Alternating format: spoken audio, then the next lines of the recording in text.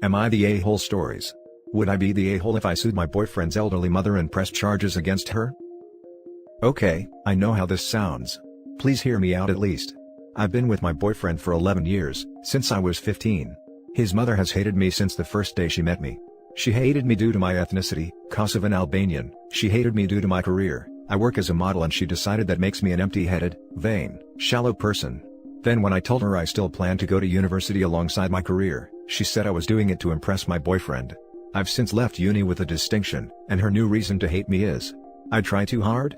She has also insisted I've cheated on him throughout our entire relationship, which is a ridiculous claim. I've never even kissed another man in my whole life. I have zero desire to cheat and never will.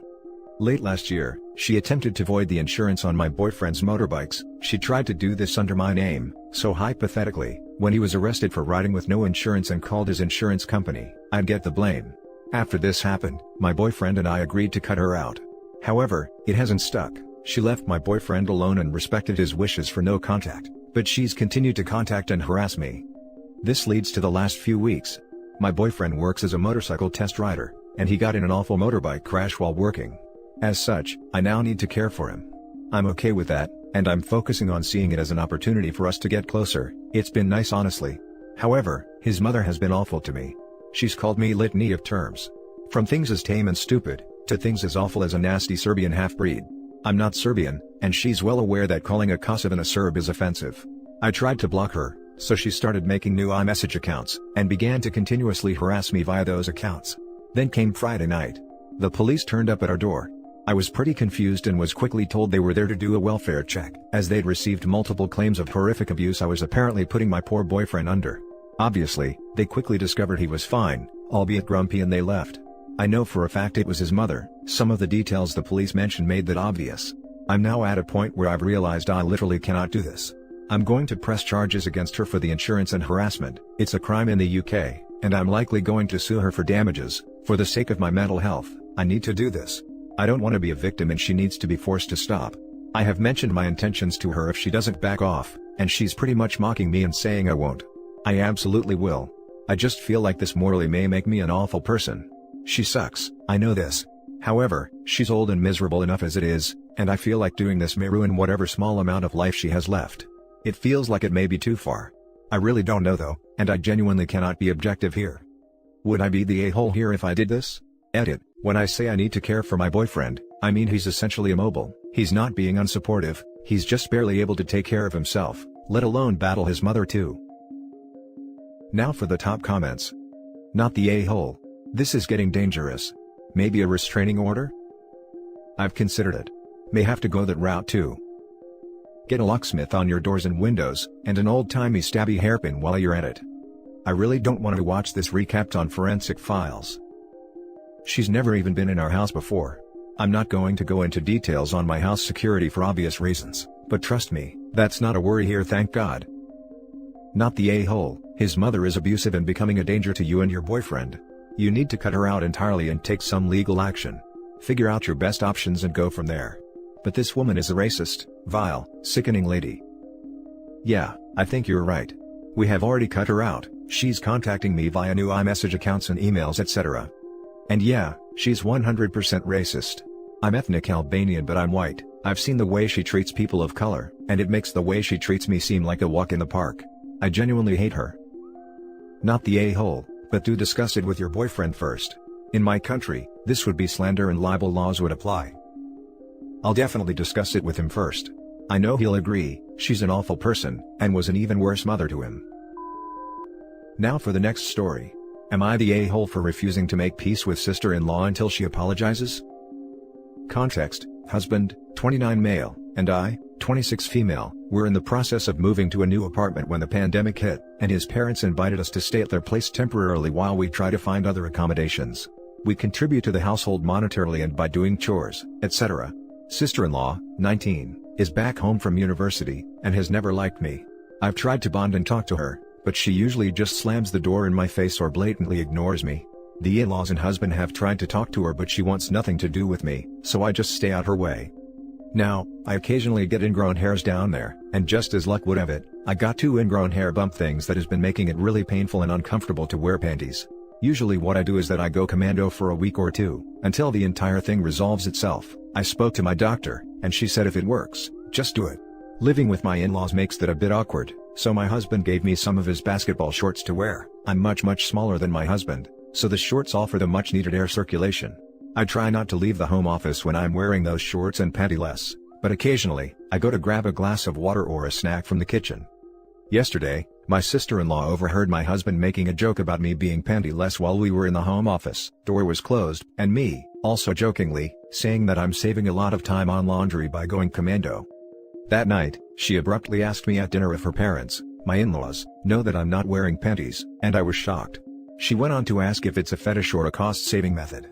I saw red, and told her that she is a petty, immature witch, and I'm done trying to be friends with her if she's just going to be a complete coon to me. My husband backed me up with extra yelling, which surprised her. Husband usually dotes on her, and made her cry and leave the table.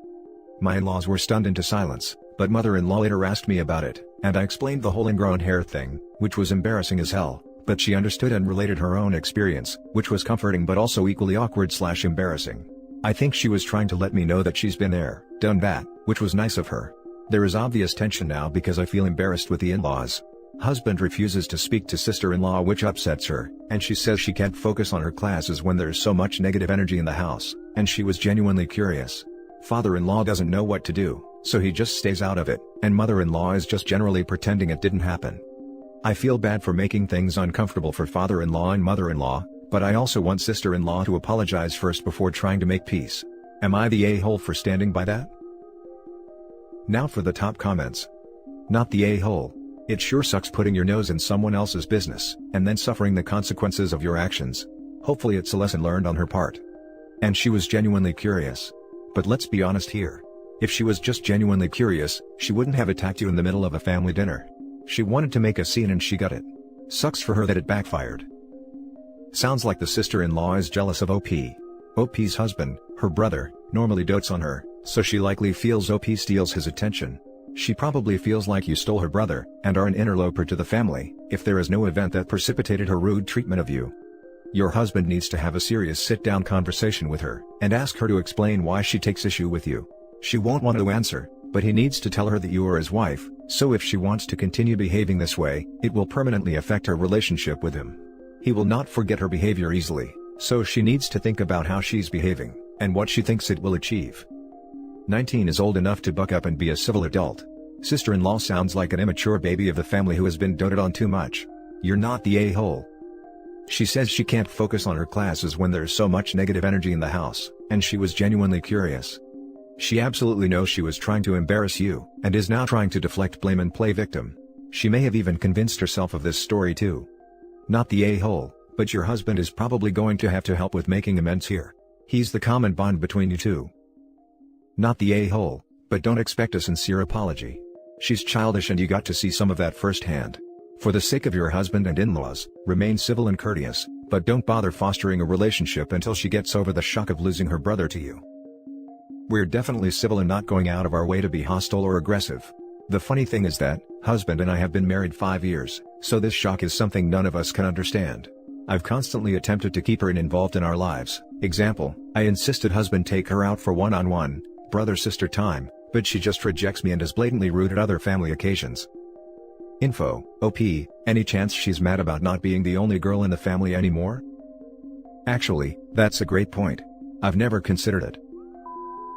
The next story is titled, Am I the a-hole for not giving my brother a ride to work because he hid my ADHD medication? I, 19 male, still live at my parents' house and I'm taking online college courses. In middle school, I was diagnosed with ADHD, but my parents never wanted me on meds, so I had to wait till I turned 18 to do it myself. I take Adderall every day, so today after having breakfast, I'm looking for my pills which I leave in my bathroom and they're not there. Then I started looking in my room getting pissed, because I knew for sure they were in my bathroom. My brother Theo, 20, was watching me from the hallway laughing when he saw me. He likes to be an A and does stupid stuff because it's funny to him, so I knew he probably did something.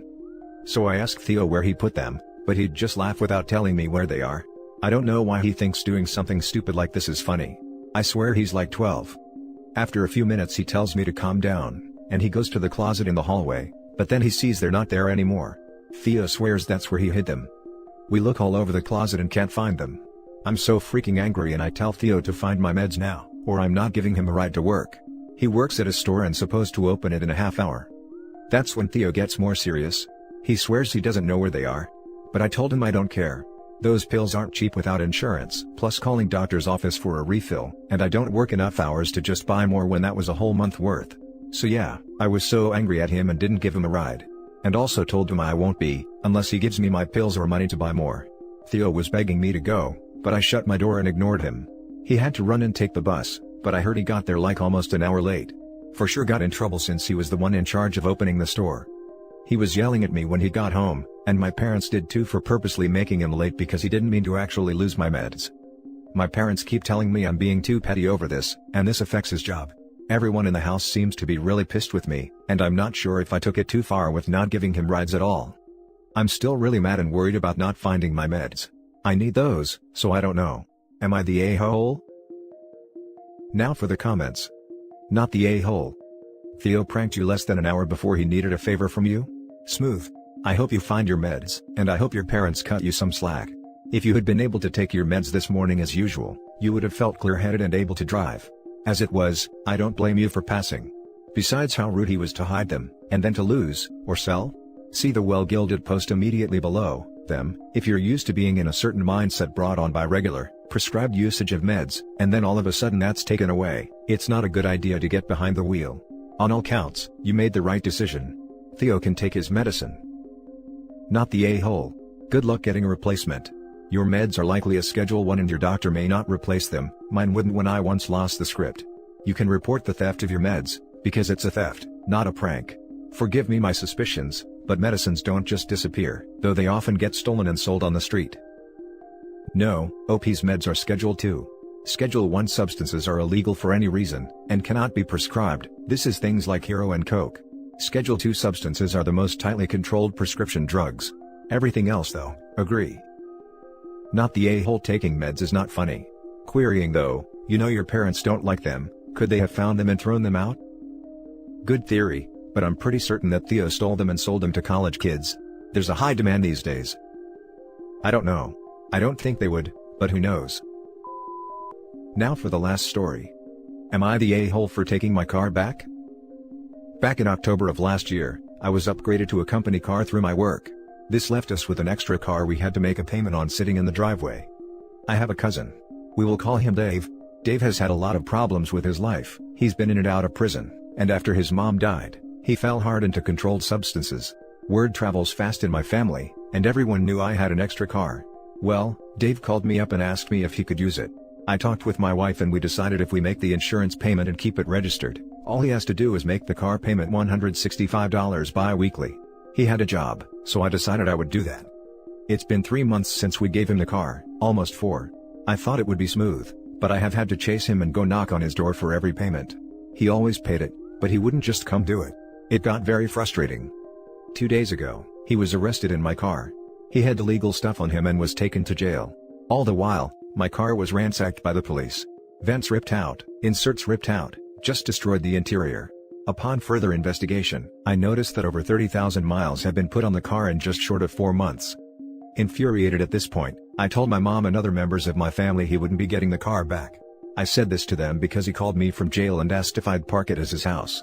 I said absolutely not, I'm taking it back and selling it. He hangs up, and then I begin getting berated by family for screwing him out of a car. Calling me an a-hole. But the car was in perfect condition before it went to him. Like detailed, clean, low miles. Looked like a rental. And now I have had it quoted and will probably lose my butt on it. I did him a favor and I got boned, and now I just need to understand how and if I'm truly an a-hole. I feel I did my due diligence. Thanks for reading. Not the a-hole. The guy betrayed your trust whilst you were just trying to do him a favor. It's your car, so you should be able to take it back anyway, but he's clearly abusing that trust, so you have the complete right to take it back. 30,000 miles within 4 months? Where was he going? From Florida to California? That's a 3,000 miles one-way trip, 6,000 miles round trip. So he had to make 5 round trips from Florida to California. Is he a substance mule? This story rings true to the old adage, no good deed goes unpunished. Not the a-hole. You messed up by lending the car to a known addict with known trouble with the law. The car is in your name and you could face future issues if he continues to use it. What if he does something illegal, and then tries pinning it on you? Cut and run. My mom had her car stolen by someone my brother let stay at our house without our permission. He went to the local liquor store while drunk, and got into a really bad accident. Everyone survived, and the other driver had minor injuries in one hand, while the idiot that stole the car ended up with a broken jaw and a broken hip. The other driver is now suing my mom because it was her car. Not the a-hole. Feel like it's obvious, but not the a-hole. You still own it, he was renting it, and his actions practically destroyed the car. Only other real option is to offer him to buy it outright, for whatever it might have been worth before all that damage. He screwed you over, dude. No clue what your family is thinking. If you knew my family, it's not an obvious answer.